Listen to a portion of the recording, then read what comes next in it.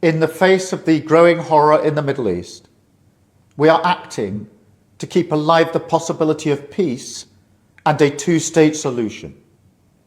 That means a safe and secure Israel alongside a viable Palestinian state. At the moment, we have neither. Ordinary people, Israeli and Palestinian, deserve to live in peace, to try to rebuild their lives free from violence and suffering. That's what the British people desperately want to see. Yet, almost 2 years after the barbaric attacks of October the 7th, hostages are still held by the terrorists of Hamas. Recent images show the hostages suffering and emaciated. Hamas even refuse to release all the bodies of the dead. I have met British families of the hostages. I see the torture that they endure each and every day, pain that strikes deep in people's hearts across Israel and here in the United Kingdom. The hostages must be released immediately, and we will keep fighting to bring them home. Let's be frank. Hamas is a brutal terror organization. Our call for a genuine two-state solution is the exact opposite of their hateful vision. So we are clear. This solution is not a reward for Hamas because it means Hamas can have no future, no role in government, no role in security. We have already prescribed and sanctioned Hamas, and we will go further. I have directed work to sanction other Hamas figures in the coming weeks. Meanwhile, the man-made humanitarian crisis in Gaza reaches new depths. The Israeli government's relentless and increasing bombardment of Gaza, the offensive of recent weeks, the starvation and devastation are utterly intolerable. Tens of thousands have been killed, including thousands as they tried to collect food and water. This death and destruction horrifies all of us.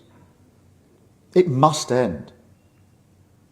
We have evacuated the first group of sick and injured children to the United Kingdom to be treated by the NHS, and we continue to increase our humanitarian support. But still, nowhere near enough aid is getting through.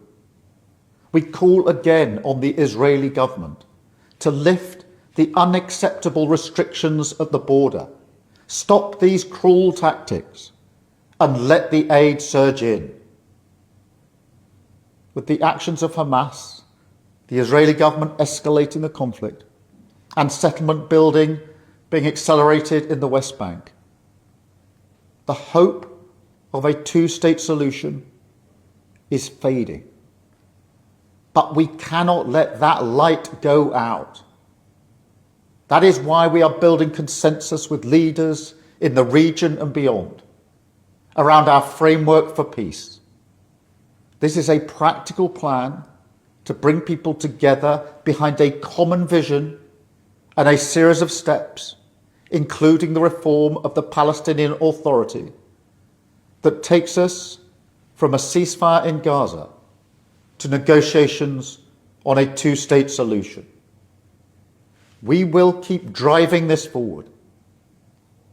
As part of this effort, I set out in July the terms upon which we would act in line with our manifesto to recognise Palestinian statehood.